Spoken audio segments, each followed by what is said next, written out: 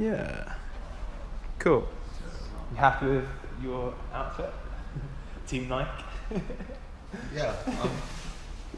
Cool. I think you did better than me though. Right, so Team Nike here, as you can tell, it's Lee and Matt. So basically, what I wanted to do for our members of CrossFit Shapesmiths is give you guys a little breakdown of what you might need to look at when you're eating and sorting your nutrition. So as a gym owner, I get a lot of questions about what should I eat post-workout, but the question I'm going to pose to Matt from Box Meals is it just about the one meal, or is there a wider problem here? No. So the way that we're kind of taught is the post-workout is the most important time to get our meal in. Yeah. But realistically, for a CrossFitter or for anybody looking at a good all-round diet, which is obviously your lifestyle, is to be able to map it out during the day. Sure. Okay. So, I mean, what does that look like globally in terms of like what people should be taking on board? Like, can you show us real quick and just like break it down for a male CrossFitter and a female CrossFitter? Yeah. So, I mean, when we're looking at generalized macros for a generalized CrossFitter, that we want to look at a kind of starting point. So, when we're looking in the region of macros, so the way we want to think about it is that we are an entity. So there's one human being, so we've got to have a starting point. So for fellas, yeah, an average CrossFit is around about 80 to 90 yeah. kilos. That's about right. Yeah. So when we're looking at a CrossFitter, we've got to look at his energy expenditure. We can break it down as far as that, and we can break down the macros in a really complicated way, or we can look at it and get that starting point. Yeah. So if you go like carbohydrates, protein, and fat, what does it look like? So, like I say, for a fella, for your carbs, I would look around about getting 300 grams, so 250 to 300 grams of protein. And that's your starting point. With the protein,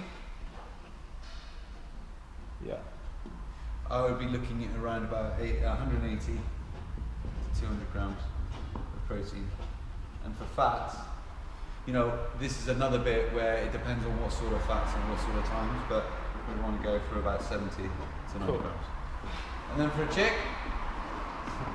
you know, what I would say an average female CrossFitter would be in the region of around about 55 to 70 kg.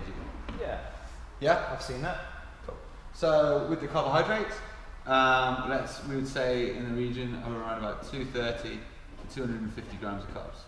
Cool. Which for some chicks is going to seem like a lot of carbohydrates. Yeah. That's but it. we need the carbohydrates in there to be able to give us the energy to be able to really maximise our performance. And then our holding weights would be in the region of around about 100 to 150 to 170 grams of protein.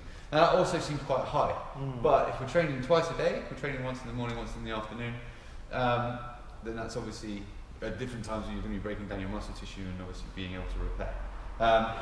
But also, you know, it's a good, you know, can't stress you enough, this is a starting point. Yeah. And then when we're looking at fats, we want to take on around about 50 to 70 grams. Okay, cool. So then from this, I mean, people tend to train at different times. So at CrossFit Shapesmiths, at the moment we've just opened, so we've got a 7 a.m. class, people training early in the morning, and also we run from 5:30 onwards. So for someone training in the morning, is there any consideration of when they take on board this food and any better time to focus their attention?